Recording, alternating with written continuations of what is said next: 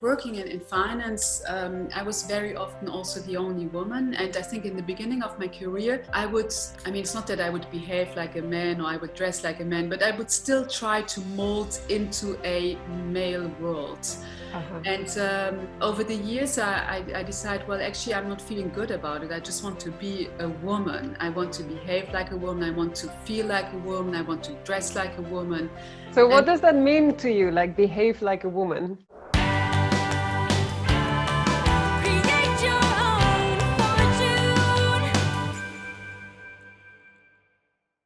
And we're live! Well, hello, my special guest here today in the Pre-Idea to Profit, Ramona Wilmes. Welcome, welcome! Hello. How are you today? I'm very good. A bit exhausted from the week because we had inauguration drinks of the boutique, but I'm very happy to be here and thank you so much for having me. Thank you so much for being here. I'm super excited to, of course, I already know a bit of your story, but I'm super excited to learn more about it and even share more of your story with all the people tuning in today. And I would like to start with you. Like, I know you have a multicultural background. Could you explain a bit more about your family situation and where you've grown up? Yes, so I'm half Portuguese, half Belgian. My mother is Portuguese, and she already had a quite international background, having grown up partially in Angola and having escaped the civil war there.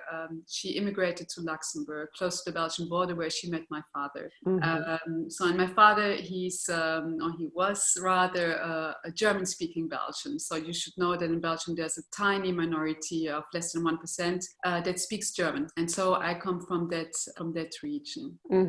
So minority within a minority. Exactly, minority within an immigrant minority.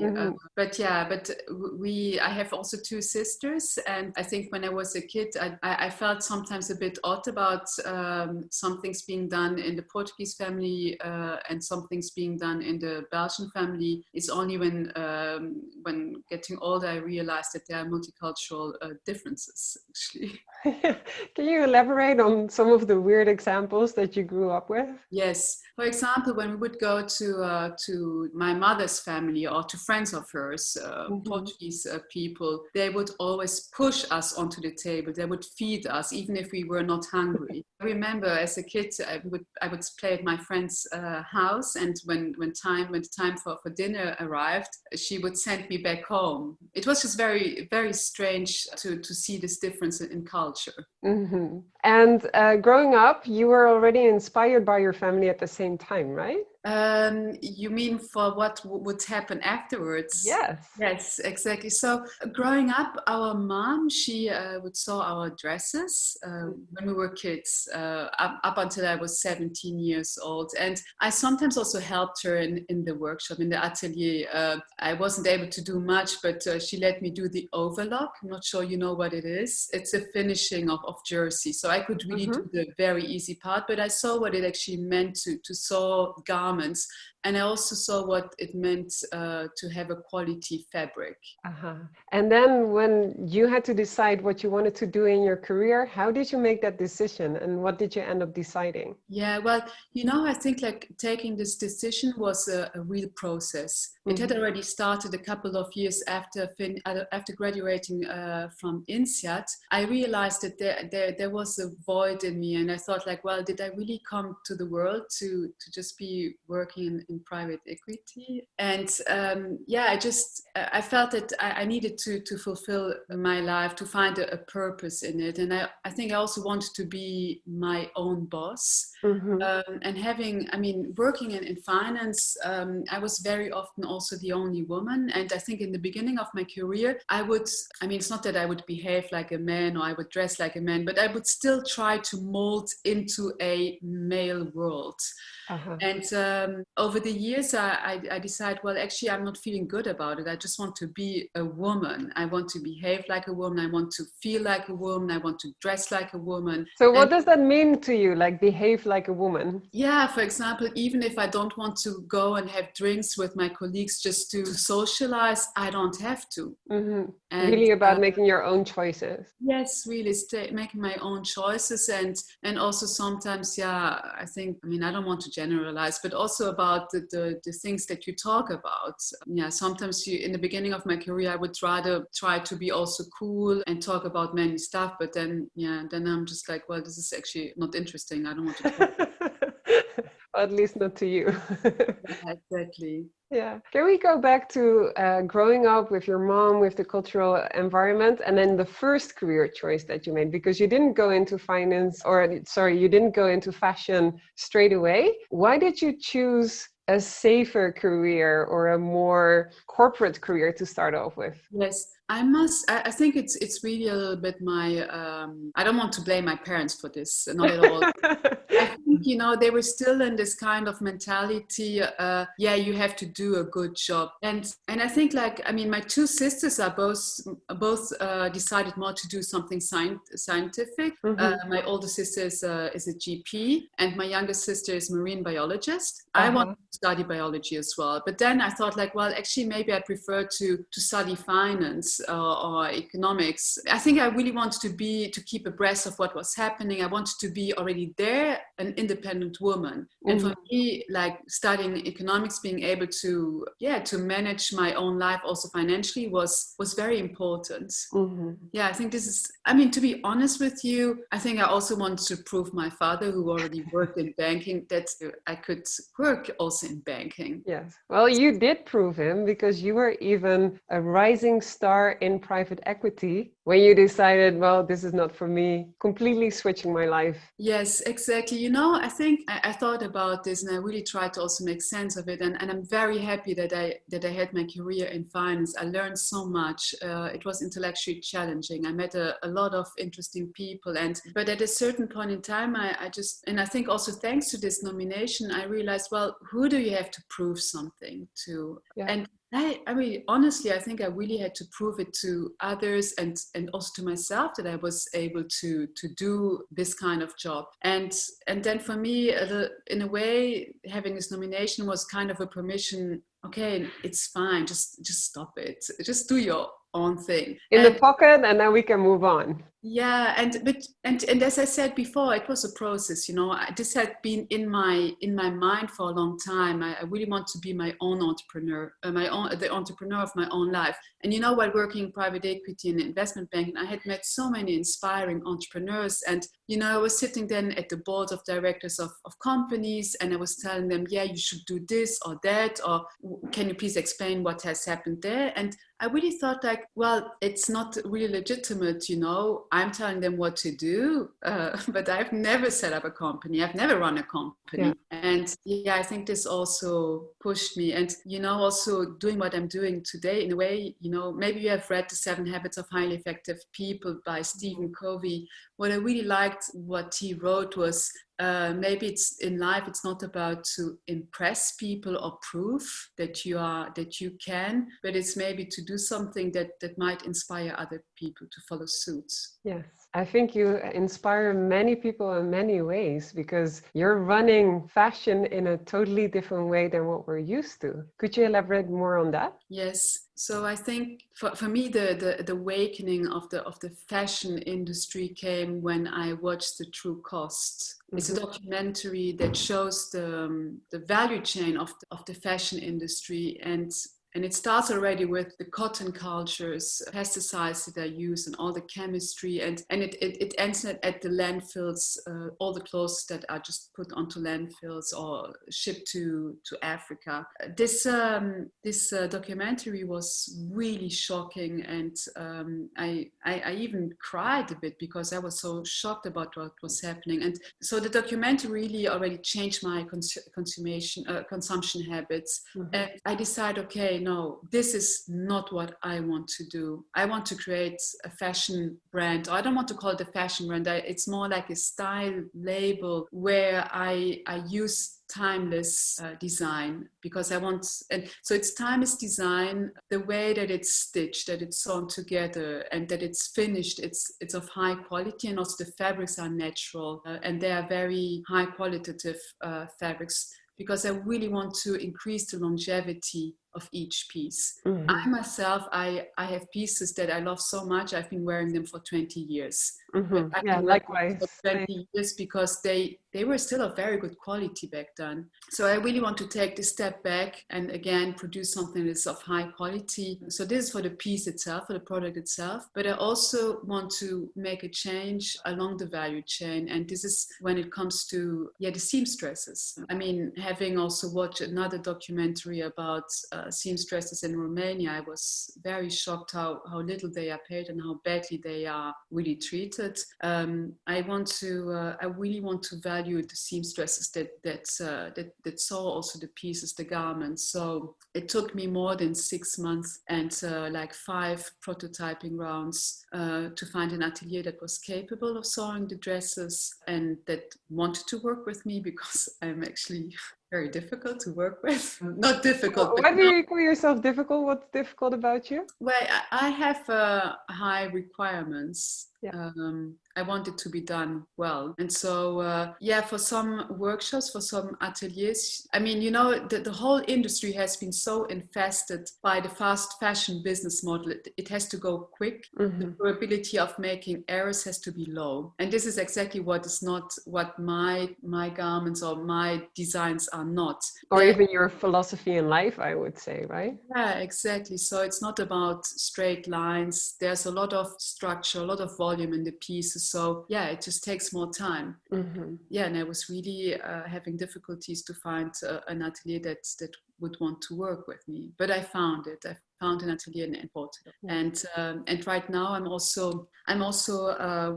going to start with an atelier here in Belgium. Mm-hmm. For the winter coats, because winter coats, they use a lot of fabrics, and I wanted to reduce the ecological footprint of these winter coats, because sending the fabrics from Italy to Portugal and then from Portugal to Belgium, I thought the ecological footprint could be reduced by having them done in Belgium. And also I've decided to switch to a made to measure business model. So it's a kind of semi-couture, mm-hmm. where they only produce once someone wants a coat, and the coat is also adjusted to the morphology of the body, morphology of the woman. Mm-hmm. So these.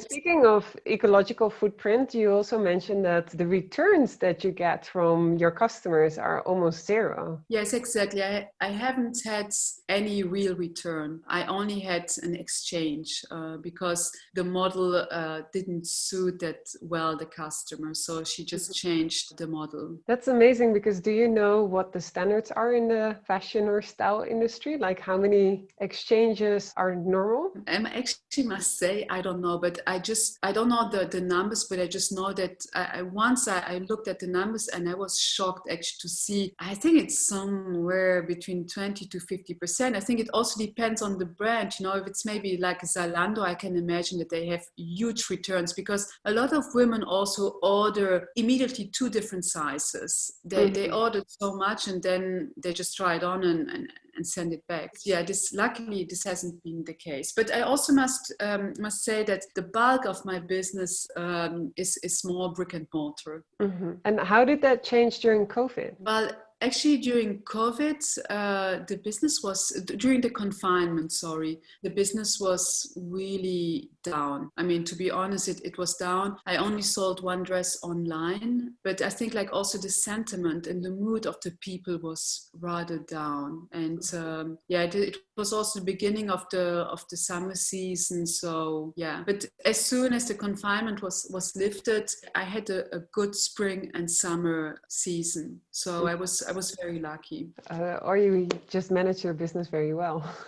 Yeah, I think no, it was very good because also after the confinement, people they really also wanted to have a feeling of being alive. Yeah. And I was at this beautiful location in the center of Brussels, and I really got a proof or a recognition also for the pieces that I do, and women loved them, and they sold very well. Mm-hmm. So, and also what I really liked was the fact that people seem to also reconsider, what is going on and why you are in this situation. And I think maybe people are going to change consumption habits. Not everyone, but some people I think are changing. Yeah, I also see that happening a lot, like more conscious decisions, more buying local, or like also the impact on the environment. Yeah, maybe, indeed, like supporting locals and really thinking or trying to understand what is behind this brand and what is this brand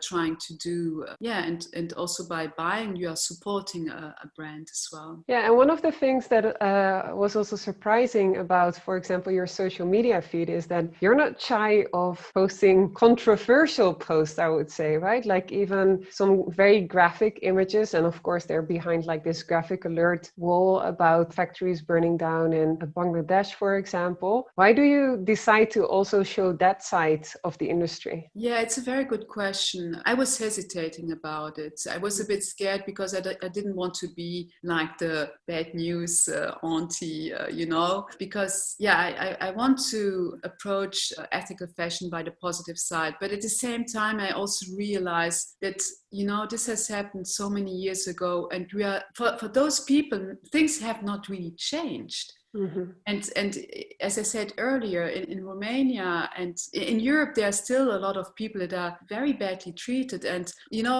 for me, it's slavery still. Mm-hmm. This is slavery, but instead of having slaves working at home, they are nicely hidden in developing countries. So, I still want to raise awareness about this. And, people who don't want to see this, that don't look at it. But I'm sorry, this is a reality, and we have to face it, and we have to take responsibility for that.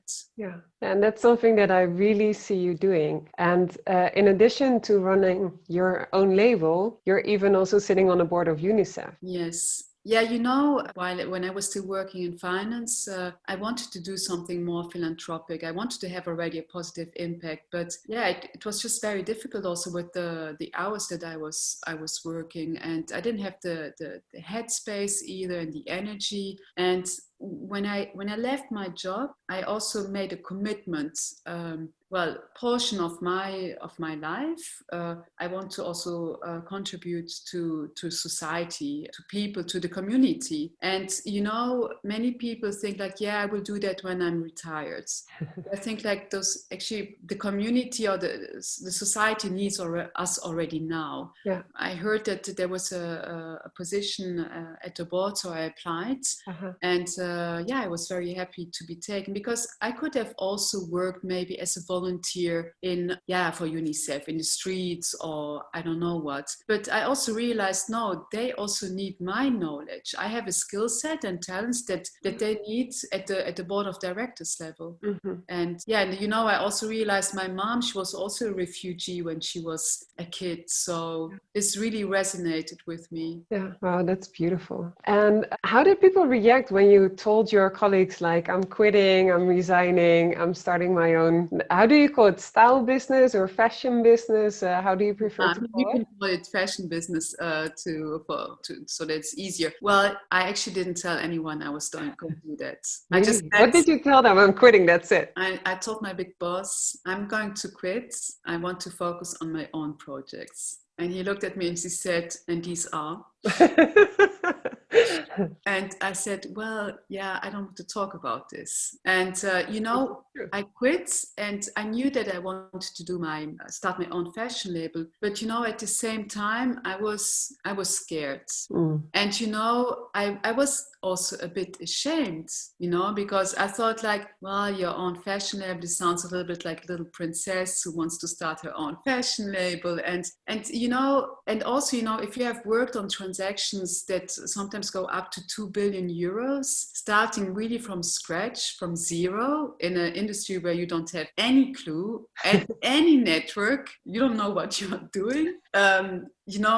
This was pretty overwhelming for me. So I didn't tell anyone. I only told my family and my friends. And but in the first month, I also joined a startup that was active in talent management, and I put my MONA WIE idea a little bit aside. And then after a couple of months, I realized, well, you're working for someone else's dream. And what about your dream? About having your own ethical fashion line? Yeah. So I quit the startup and I went hiking in Peru for 5 weeks in the mountains. This was really good. And I also met a childhood friend there, and I told her about my brand idea. And I said, yeah, but I'm so scared. Maybe it doesn't make any sense. And why should I do this? And she said, Ramona, you have to do this. We need your beautiful coats. Which is very true.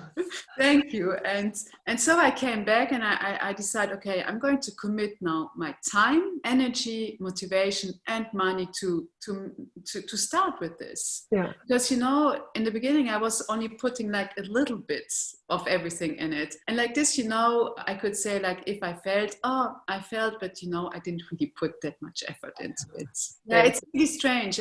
But some people were super supportive, and other people, family and friends, some people were like, and what if you fail? So how did you answer that question? If people ask, so what if you fail? Well, I said, like, well, then I fail. At least I've tried it. And like Brené Brown, she says, like, at least you have failed daring greatly. And it's something that you love doing. Yes. I mean, not failing, but... No, I mean, but you've tried something that you do. Like, you can always fail, right? But if you end it doing something you don't even love and then you still fail, then I would say it's even better to fail at something while you've loved doing it. Yeah, absolutely. And what I did is I also took some distance from people who would project their anxiety or their fears onto me. Which sometimes it's difficult, definitely if it's some people of your family or even friends, but I think it's also good to do it. Yeah. But you proved everybody you can pull it off. So where did you start then? Because you said you had no clue. So, okay, it's day one, you're 100% committed to your business. What does day one look like? Day one looks like reading a book, how to set up and run a fashion label. Really? Which book was that? Yeah, it's called like this, and it's actually Carlos, who suggested me this book, who recommended this book. So I read this book from the beginning until the end, and what I did was, I just thought, okay, there are these different work streams that I have to work on. So I did like in project management, as if I was running a deal, an acquisition. I would look at all the work streams and I would say, okay, I'm going to do this then, and then this, and then this. Yeah, but it doesn't work like that. So how does it work then? What did you find out? Well, I found out that you can master as much as you want the process or the project, but you also have to find the right people. Yeah. And some things take longer than you want them to take. And this is just the way it is. And I also realized working on my label, and also still now that there are certain things, certain features of my character that have really helped me to excel in finance. But it's a double-edged sword, because maybe here in this business, it's not necessarily something that helps me. And for example, I'm talking about patience, and having things done quickly and being efficient, which in finance has helped me a lot. But here, I think, like, because it's something that is really being created, you can sometimes not push the button on quick, just do it quickly. Certain things just take time. Yeah, that makes total sense. So what has been your biggest learning so far? My biggest learning has really been not to give up and being patient and enjoying the road, because this is the most important. And it's really about trusting the process. And I remember that a friend of mine, he has also started his own business. He's very successful in it. And he has been very encouraging. And he said, Ramona, things will take time. If if you would be successful in launching the label like immediately, or it would go super fast, this would mean that everyone could do it. Yeah, I often joke that if everybody could just read a book and start a business, everybody would be successful. Yeah. So that's why I found it so funny when I asked you, like, where did you start? Oh, I read a book. I was like, whoa, this is one of the first people actually that I meet that started a business by reading the book. But that's amazing. Yeah. Yeah, you know, it's but this shows how naive I was, you know. I mean, it was definitely a good starting point, but then, you know, life is not like in a book. Yeah. I mean, I've been very fortunate because I met amazing people who have really supported me, and still today I meet many people, and also the people that I'm working with now, Annelies and Mustafa, they are very supportive. Mm-hmm. How did you find the right people to work with? You know, I mean, I think like one of the most important person I met is 𝗘𝗦𝗘𝗧𝗘𝗡. So she's the pattern maker, and she's professor at the Academy of Antwerp in pattern making. She works for Dries van Noot and Yves Saint Laurent, so she has really a lot of expertise. And I contacted her via LinkedIn. I sent her a message saying, hey, look, I want to do this. I have this idea about a fashion label. And she responded, she said, yeah, why don't we just meet? Yeah. So we met, I explained her my story, and she said, yeah, I think we get along well. Let's do this. Wow, that's amazing. Just from one LinkedIn message. Yes, exactly. I met other people, you know, not everyone is so, how should I call it, well-intended. Yeah. You also meet people actually who are not supportive and who want to break you. And how do you know the difference? You feel it. You know, there's something inside of yourself, you know, and very often in French you call this bienveillant. It just means like well-intended, you know, and then when people tell you, you know, I'm well-intended for you, you know, but I think you should do. And very often when I hear this word now, I'm just like, okay, no, it's really something that you feel inside, if people really want to help you or not. I have the same when people use the words with all due respect, and then they start saying like very trashy things. I'm like, okay, where did the respect go, right? Yes, exactly. Or people giving you all they tell you everything about your brand, and this you're not doing well, and that you're not doing well. And then they say, oh, sorry, this was unsolicited feedback. I hope you don't mind. Yeah, so how do you deal with that? Well, to be honest, in the beginning, you know, I was sometimes really shattered. I was very, I'm a sensitive person, even though I've worked in finance. And in the beginning, I would sometimes be so shattered about how people would kind of break me or break the idea. And then I think like with the experience, you know, I have realized that in the end, you know, the only person, I mean, the how should I call this? How someone feels about my brand is the only opinion that matters.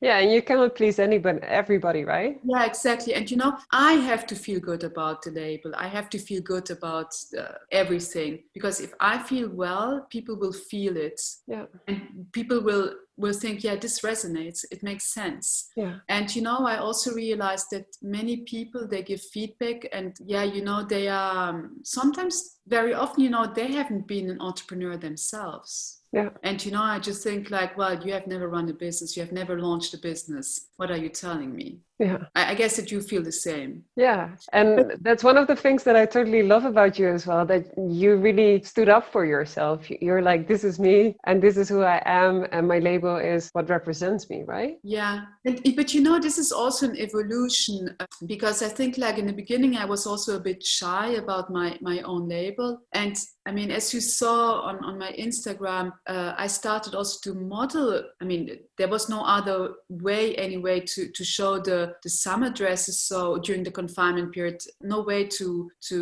organize a shooting with a model and a photographer. So I shot the collection here at my place. Yeah. And you know, before I didn't dare to model myself, because I thought like, who am I to model? And so it's not really something like more sure about what you do and what you can do. Yeah, and I have the same. And then when I do it, I'm also like, oh, cool, I did it. And this is something I would have never done before. Yeah, Yeah. no, exactly. So MONA WIE, what does it mean exactly? Well, Mona, I can guess where it's coming from. Yeah, so MONA WIE has been my Facebook name. I think, yeah, I changed it when I started working after INSEAD. Before it was Ramona Wilmes, my name, and then I changed it to MONA WIE because I didn't want people at work or people with whom I was working to find me. I mean, it's not that I have like strange pictures on my Facebook, but you never know. Yeah. And so Mona is easy. My grandfather, he used to call me Mona. It's a very warm name as well. And WIE is, so I cut my last name from Wilmes to WIE and I added an E. So in German, you know, when someone talks about a person, says like, yeah, her name's Ramona Wilmes, or if you present yourself, Ramona Wilmes, sometimes the person hasn't really grasped your name and the person will say Ramona WIE. And so it was MONA WIE. And when I was about to, when I was still developing the idea of the fashion label, you know, I also wanted to, I asked the brand strategist to help me with a name for the label. And I had some people telling me, yeah, you should call it Biz Eve or Biz-Eve? Yeah, Biz Eve, business Eve, the woman, you know, from the Bible. Okay. Terrible, I'm glad you didn't follow their advice. And I was just like, no, this doesn't sound good. It doesn't sound like me. And you know, and then I just decided, well, it is. I had called this brand or this project the MONA WIE project because it's really my personal project. So I decided, well, why don't I just call it MONA WIE? It's my project. And this. How do your customers now look at the name? They like it. They think it sounds nice. It sounds rounded. And I mean, the graphic designer, he was also super happy with it. He said like, yeah, it's so good. Like graphically, it makes sense. It's very balanced. So, and it's also nice because he came up with this, the logo. It's like an M and a W intertwined. So yeah, I really like the name. Yeah, I love the name. Like it suits you because it's your name, right? So yes, exactly. Yeah. Perfect. So what's going to be your next step? There are a lot of next steps actually. I'm cooking up for us. Yeah, no, I mean, imminently. So the winter coats are already out. Yeah, this has already happened. I'm also launching a shirt collection, a white shirt collection, because you know I think like a shirt is like really a beautiful piece that every woman should have in her wardrobe. And you know I think it's also a very empowering piece, and you can dress it up, you can dress it down, and yeah, I really wanted to have like a shirt that is different, but I mean not different in a quirky way, but you know, like with the rest of the pieces, they are timeless, you know, they're minimalist, but there's always a detail that stands out. Yes. Yeah, so the pattern maker is doing the last fine tunings, and then we are going to produce samples. And I think also, you know, a lot of women told me now with Corona measures, many people or many women are still working from home. They're not going to conferences, they're not going to meetings. And so they don't really need that many dresses, but they just need to dress for this part. Yeah, they like nice shirts. Yeah. And many women also said that they have difficulties finding nice shirts. Yeah, I can imagine it. Like myself, I even struggle with like proportions, right? Like to find a shirt that really fits your body well, that's hard. Yeah. And I think much harder for women than for men. Yeah, and this is also what where I really paid attention to. So there are different cuts for different body morphologies, like with the dresses as well. Some dresses are more for women with an hourglass shape, others more for a pear or an apple. So I really try to do exactly the same again here with the shirts. Yeah, beautiful. So yeah, this is on the product side, and I think like on the production side, or everything that is before the distribution, I'm still working on, I really want to set up my own atelier, maybe together with the 2 other designers, like really to make sure that the quality is what I want. Yes. And also make sure that, that the seamstresses who are doing the job, that they are fairly paid. And well treated. Yeah, exactly. That makes total sense. All right. Well, we're almost at the end of our lovely meeting. The last question that I would like to ask you is for everybody that's right now stuck in a corporate career, being a lawyer, a consultant, banker, whatever they might be, and they do have this passion, but not the courage yet, what would you recommend to them? It's a very good question. I think take your time and really try to center, listen to yourself. This is the most important. And I think like when the time is ripe, it's not about courage. You just take a decision. For me, it was also like this, I was stuck for some time, and it just needs time, because it's a big step that you will take to quit a corporate career and quit the beaten path, So I really think like take time for yourself and listen to yourself, and don't push yourself. Don't beat yourself up that you are still in this job that you don't like. It doesn't help. I think it's really being kind to yourself, and I think like also if you are kind to yourself, things just flow. I think that's an amazing piece of advice. Just be kind to yourself, have patience, and let it flow. For everybody that's interested in your collection, where can they find you? I see some lovely pieces behind you already. Yeah, well, this is a toile. This is like really the piece that is used to make the pattern. It's like in a cotton, so it's not a real fabric. Yeah, so either they can go on my website. It's www.monawie.be.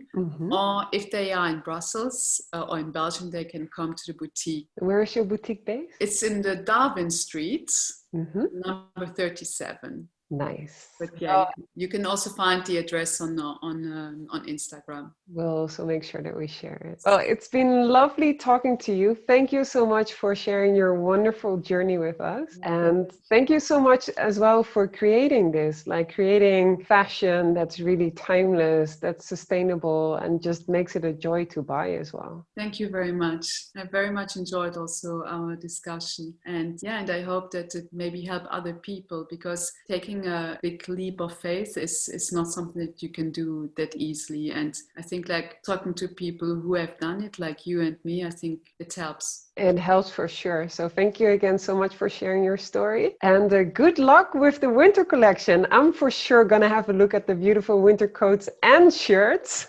And I'm excited to follow the next steps of your journey, and also to see how many women we can, and men, of course, let's not exclude them, we can inspire with these kind of conversations. Yeah, good. Well, happy Friday, and enjoy the rest of the weekend. And we'll be showing more of you soon. Thank you very much. Thank you. Bye-bye.